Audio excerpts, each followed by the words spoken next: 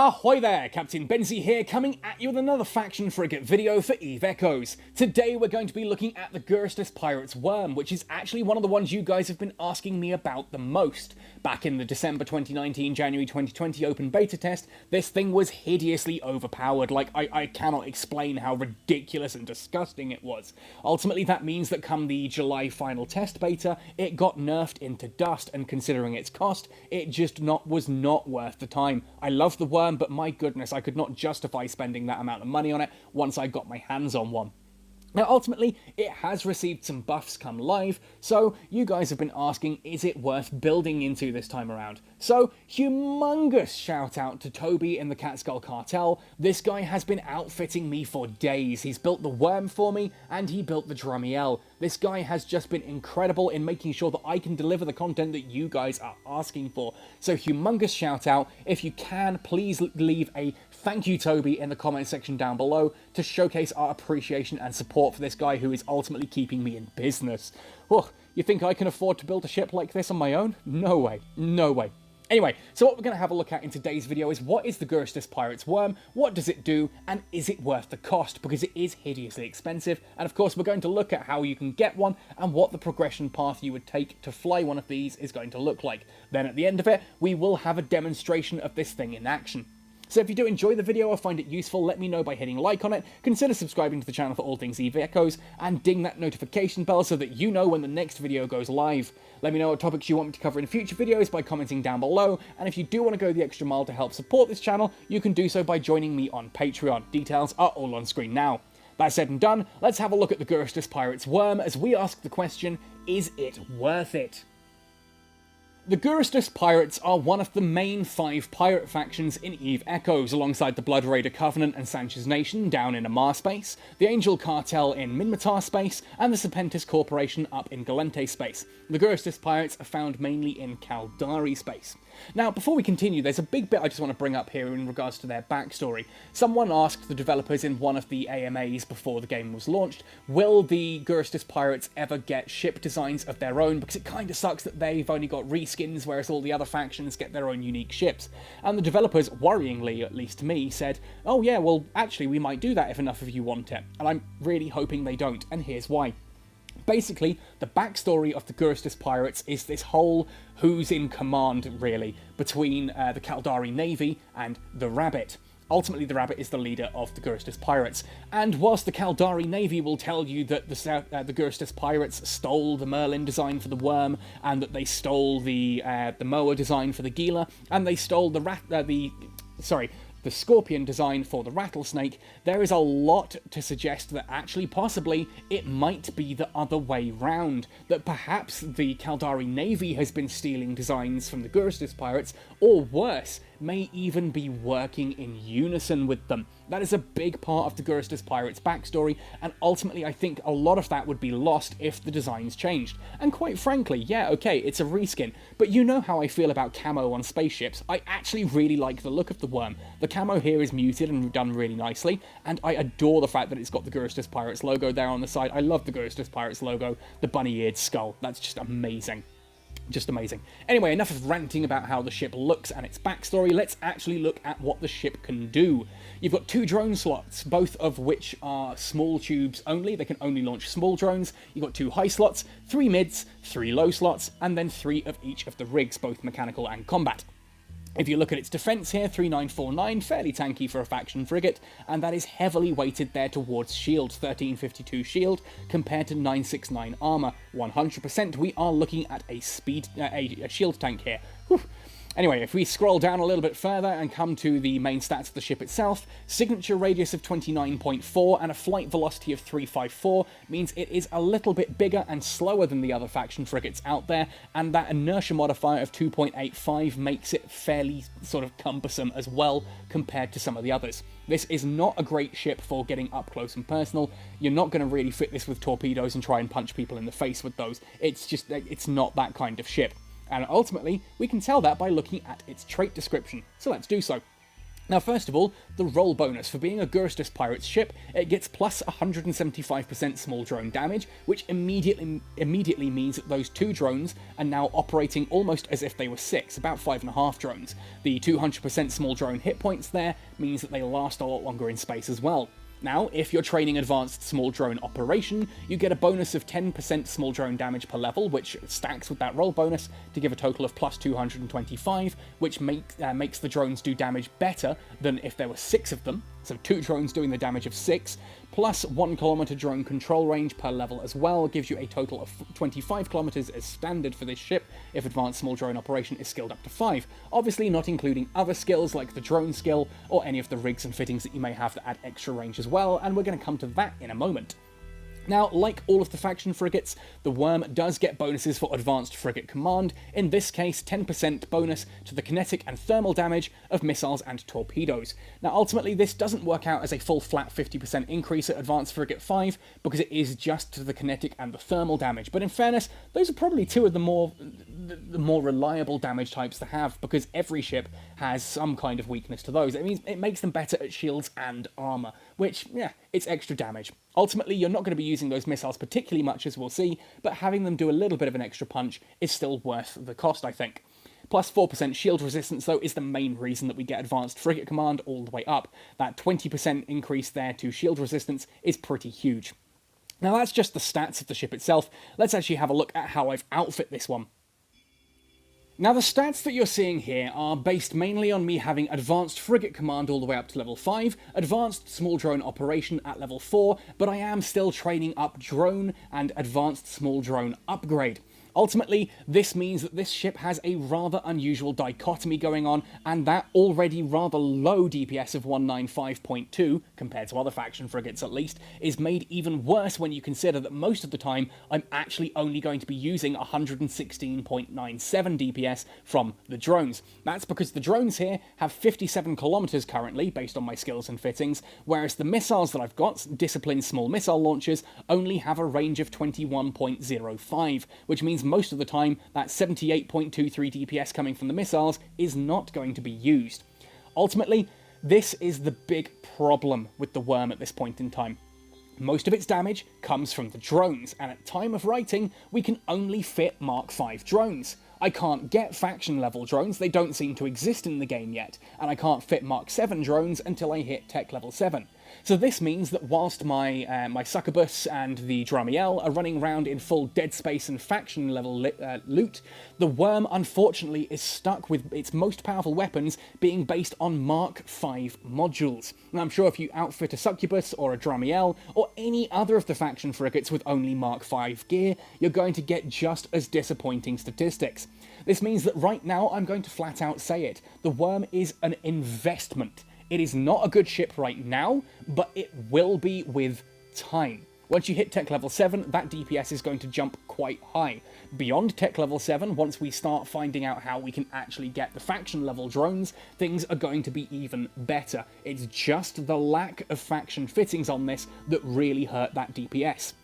Now, the build I've gone for here, though, is a kiting build, and let's be honest, 57 kilometers without full drone skills yet, because I'm still working on them, is a long range, and that's achieved both through the Worm itself having its bonuses there to drone control range, and me training up some skills that are relevant to that as well, but we've also got here 3 drone control range augmented 2 rigs, which add an additional 10 kilometers each. That's 30 kilometers additional range. It's not much in the way of damage, but it's able to do it from a significant long distance.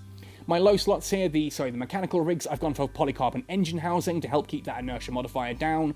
I've gone for auxiliary thrusters to allow me to move away that little bit faster and keep my range while kiting, and a dynamic fuel valve just means that when I'm using my micro warp drive, I'm able to not chew quite as much of my capacitor. I can use it when I'm at lower. Now ultimately, as you can guess there, I've just said a GISTI C-type small micro warp drive is what I've gone for my propulsion here. That gives me excellent range control. I can set my distance to 57 kilometers from a target, activate that micro warp drive, and I'm there in a flash. Allows me to outrange my opponents quite nicely. In the second slot down here, in the second of the low slots, I've got a veteran small shield booster, allows me to repair any incidental damage that I may take from a range or getting to that range. And finally, we have popped in an Imperial Navy drone damage amplifier. Like any weapon upgrade, this is a flat-out DPS increase of 5% with its standard, and you can activate it for additional drone damage. Ultimately, as I said, the damage on this is currently a little bit low. I would like that range to be a bit higher, but that does all come with time. Once I train those skills, I'll be sitting pretty at 60 kilometers. I'm just missing 3 kilometers thanks to a couple of the skills being trained. The drone skill will give me an additional 2 kilometers. It's only at drone 3 at the moment. I'm currently training drone 4. And once I have advanced small drone operation up to 5 as well, I get an additional 1 kilometer from the ship there with its advanced small drone operation. That takes me up to 60 kilometers range with these. Obviously, once we hit tech level 7 as well, we can start building the drone control range augmenters at level 3, which are 15 kilometers. So not only will the skills take me up to 60, the additional 3 rigs there will take me to a total of 75 kilometer drone range. This means the missiles ultimately only come into effect when anything gets up close and personal, and I do have an interruptive stasis webifier equipped here for that 13 kilometer range, meaning anything gets within 13 kilometers, I can lock them down, both with that and with the interruptive warp disruptor here, although the warp disruptor does have a lot longer range. I can sit comfortably at 26 kilometers and hit them with the warp disruptor and the drones. Or I can go down to 21 kilometers, warp disrupt them, and be hitting with missiles and drones and have that full 195 damage. Ultimately, it gives me the choice of whether or not I scram someone at 20 kilometer range and hit them with as much damage as I can, or in the case of going up against big combat anomalies, I can go all the way out to 60, and in future 75 kilometer range, to like kite from that kind of distance, which makes the Worm incredibly versatile as a range control ship. Now, if you're just going for the PvP build, though, you can kind of do away with those drone control range rigs and instead just go for straight-up drone damage. Ultimately, that will then make your PvP build, and this thing can be a beast in PvP, as Alex will tell you. Anyway, so is the Worm worth it? If you're looking at it long-term, yes, it's going to be amazing long-term. But right now, should you spend 500 million ISK on buying one of these off the market, or spending like 55 million to turn the oven on and 350 million in materials to build one? Ultimately, at this point, no. If you're wanting to use it right now, there are other ships that are just flat out better. If you want to go drone kiting, use a Vexor or an Algos, even the Algos Sniper, which is tech level 6 now. Well worth doing. The Worm itself, not really worth all that extra cost yet, but it will be in the future. Although hopefully the price will come down a little bit in the future as well, but who knows. I don't know. I love the Worm. But I just cannot recommend it in its current state until we start getting better drones. So that's the bit to watch out for. But if you are dedicated to getting a Worm as an endgame goal, and you understand that obviously it's only really going to come into effect much later on, and like every other drone ship in the game, it requires a significant amount of ISK and skill point investment to get working properly, then of course there are routes you can take to reach that endpoint. Now, unlike the other faction frigates, which have a very specific start point and path that will take you perfectly to that point, ultimately there are kind of two with the Worm. Because it uses missiles and drones, you're ultimately going to be training both of those. You could train missiles first and go down like a Kestrel route, start off with a Kestrel, move up to a Corax, and then eventually come back into the Worm once you hit a high enough tech level and start training drones. Or my personal recommended route for the Worm would be to start in the Galente Federation tree. Yes, we're going to hit Tech 3, you're going to get yourself a Tristan, and you are going to start training up small drone operation. You're going to get small drone operation to 4, you're going to get drone trained up to level 4, and you're going to get small drone upgrade to 4. You're then going to work on your frigate command bonus, because that is another skill you're going to need, and that will keep you going for quite some time. That gives you all the skills you need to start off with the Tristan, and if you've watched my Getting Started with Drones video, you'll have seen that I choose to fit the Tristan with missiles. That's because you get the extra range from missiles, and ultimately, who cares that the Tristan gets a small railgun tracking speed bonus if the missiles can do more damage for you. Once you've got all those drone skills up to basic 4, I would then get missile upgrade, not operation, missile upgrade to 4 before training drone to 5, and then moving small drone operation into advanced and aiming for advanced small drone operation 4. At this point in time, you should hopefully have already done all of the stuff for Advanced Tutorial 4, and you should have an Algos trainer. Again, watching the drone video, you'll see that I've chosen to fit that with missiles, and the reason will become obvious in just a moment.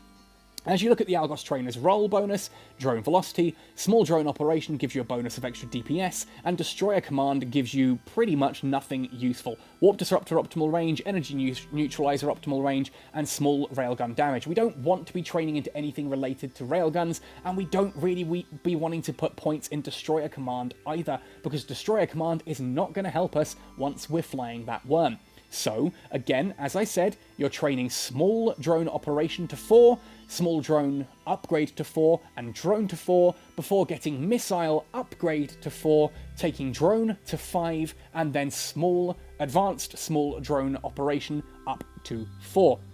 This means when you swap into the Algos, that small drone operation skill is still helping you. Destroyer command, you'll see that actually the railgun extras have dropped off completely. There is nothing to tell you here what you should put into that high slot, so I strongly recommend putting in missiles. And the reason we've put a missile upgrade is for that extra range, which allows us to keep the drones and the missiles on sort of an equal footing, makes an excellent kiting build early on. And again, we're not worrying about the destroyer command skill. Once you hit tech level 6, that's when you start looking towards an Algos sniper. Roll bonus again, drone velocity, advanced small drone upgrade should now be trained up to 4 as well. By this point, you should now have advanced small drone operation to 4. You'll now be getting advanced small drone upgrade to 4.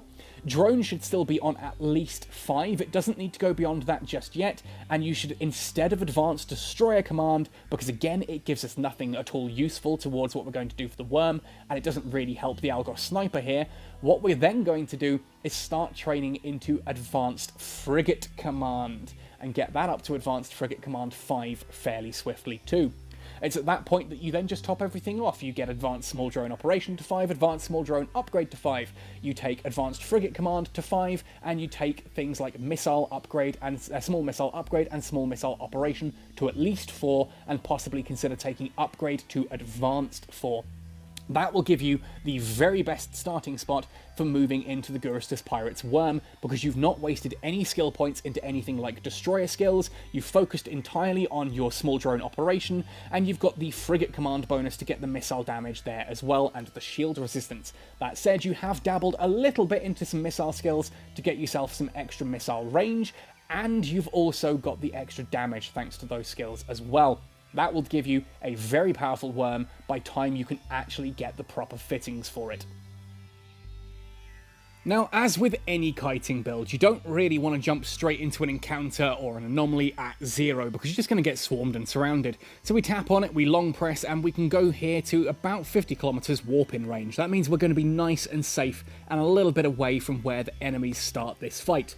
If I warped in at 0, they're going to be right on my doorstep, they're going to be able to hit me, and I'm going to have to boost away quickly. Now, admittedly, I can do that with the micro warp drive that we've got fitted here, but why bother taking the damage? Now, of course, you can warp in all the way out at 100 kilometers away, but then you're just going to be miles away from the fight and have to slowly drift in. With a kiting build, you don't need to worry too much about that. So here we are. You can see this encounter is a tech level 6 encounter. Most of the ships here are tier 6 or around that. So we're going to start off here with the Gisty Vigil E-War. I just launch my drones and send them flying off against that. Now my missiles are going to fire as well, but obviously I'm out of range of those, and you can see that the enemy ships are currently out of range of their own guns. I'm out of range, but I can be dealing the damage here. So it's nice and safe for me. It's not the fastest way just yet. Once the worm has got a bit better drones attached, obviously my DPS, as I've mentioned, is going to skyrocket here. But ultimately that's the point. We're able to do this from an extreme range and not worry about getting hit back. You can see I'm not activating anything because there's no need to. I can now move on to the Gisty Thrasher there, we'll focus fire, and just because this thing is beginning to approach, let's long press on approach and set that to about 55 kilometers ourselves so that we keep at that range. That means if they come within that range, we push backwards. Great way for kiting, and you can kind of do that automatically. And if I need to do that in a panic, I can also activate the micro warp drive, and you'll see now 44, 45, 47 kilometers, 49 kilometers, 51 kilometers. Turn the micro warp drive off because I don't need it running the whole time. I'm already at like 58, 57 kilometers and well away from any damage that's coming in from here. And I can just sit here comfortably, wait for them to move towards me, and then pull back if they start getting a bit close. one of my drones there deciding that no, it wants to come back and say hi to me. We are going to focus fire on the Gisty Thrasher. Now, it's rare, but it is possible, obviously, for the rats that you're fighting to actually target your drones. And in PvP, you'll see that people do this an awful lot. They'll target your drones and kill those because they know that's where your biggest source of damage is. Of course, with a worm, if you see that someone is doing that an awful lot, you approach to the edge of your missile range and you hit them with those two and kind of give them the choice of, well, do you want to hit me or do you want to hit my drones? Ultimately, now that this one's in combat, let's actually activate that drone damage amplifier as well. You'll see that if I go into the fitting menu quickly here, the drone damage has jumped up to 149.51. Obviously, I'm still not hitting with the missiles, I'm still out of range of those, but the drones are able to comfortably start taking some chunks out of there. Now, I'm starting to move in a little bit closer on these. I'm a little bit too far away from where those cruisers are. Obviously, not a huge problem. I can just move in safely and keep those at that range there. I'm going to go for the Stabber Fleet issue first. Once we hit about the 57 kilometer margin there, my drones should automatically engage, which they do. And in they go. Look at them go. Look at them zoom in there and try to take out that stabber. Now, ultimately, here you'll see it's not going to be the fastest way. Again, we are only using Mark V drones at the moment. And if you were to fit any ship at this point in time with just Mark V fittings, you're not going to get much in the way of damage. The fact that you can hit this high damage with just Mark V drones is kind of the point I want to really get with the worm here. This, at this point in time, is not a great ship. Immediately at this point in time, there are ships out there that can do this better. The Algos can do this better. But the point I'm getting at ultimately is that the worm will be better in the long run. It makes a nice investment. It's something that you can get now, start to use, and as those drones become available, you'll actually start to see your damage massively increase. And once you've got those better drones, the worm is really going to move into a situation of its own. An immediate investment, not a great one. For a long-term investment, 100% the drone is going to be an exceptional faction frigate, and I'm so blessed to have one already. Again, thank you, Toby, so much for sorting that out for me. I'm blessed to have one of these right now, and I'm going to be able to see how that actually goes. And once we start getting better drones, of course, I will come back and revisit this video and showcase to you all what a worm can do when it is fully skilled and fully equipped with proper tier drones. Let's activate that drone damage amplifier and finish this thing off a little bit faster. Anyway, folks, that really does say everything that I wanted to say about the worm in its current state. Is it worth it? Yes, in the long run. No, for short term. Hopefully that gives you an idea of what you should be aiming to do from here on out, and if the worm is something that you actually want to aim towards. Anyway, if the worm is something that you're looking to work towards, let me know in the comment section down below. Is it a ship that you've flown in the past? Maybe you've played EVE Online and you've enjoyed using it there. What do you think? Let me know your thoughts and opinions in the comment section below. Come find me on the Catskull Cartel Discord. You all know the drill by now. Thanks for watching right till the end, folks. Happy sailing and see you in New Eden.